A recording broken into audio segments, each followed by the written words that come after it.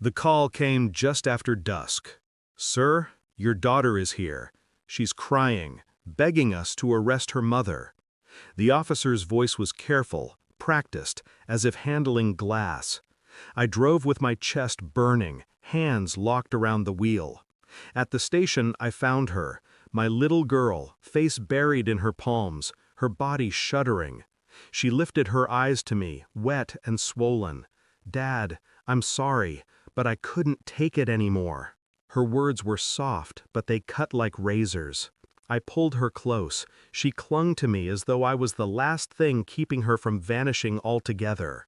Somewhere behind us, I heard the officer mutter, "You'd better talk to your ex-wife."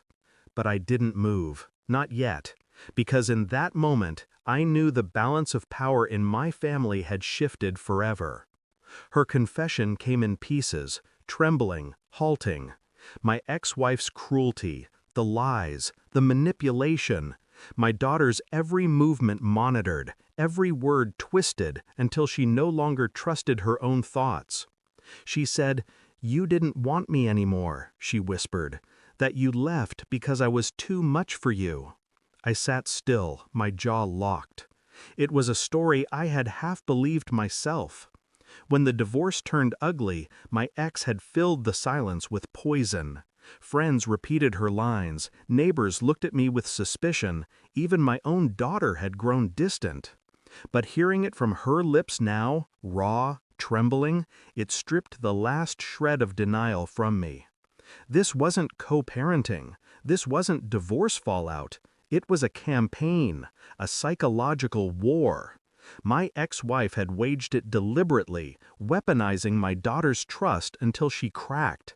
And tonight, she finally broke. I didn't confront my ex right away. I listened. I watched. I began piecing her pattern together, silently. Phone logs, bank statements, my daughter's journals she'd hidden in my house. The entries read like confessions from a prisoner, strict rules, endless guilt, gaslighting crafted so precisely it bled my child's self-worth dry. And the infidelity. Buried between the numbers, hotel charges, late-night transactions. She hadn't just betrayed our marriage, she had used those affairs as ammunition, telling our daughter I was the unfaithful one, that I had chosen another woman over her. Every lie sank deeper, not because it was believable, but because my daughter trusted her mother more than she trusted herself. I learned to keep my face calm when she spoke, learned to keep my voice even. On the surface, I was the stable parent, the patient listener, but inside, I sharpened the blade of truth, slowly, carefully, because once I showed it, there would be no undoing. The evidence arrived like a verdict, screenshots, emails, photos. Her affairs sprawled across the timeline of our marriage like a cancer. Worse, messages to my daughter, blaming me for sins that were hers. I spread the files across my dining table, one by one, like cards in a game she'd already lost. When she arrived to pick up our daughter, I said nothing. I only slid the folder toward her. She flipped it open. Color drained from her face.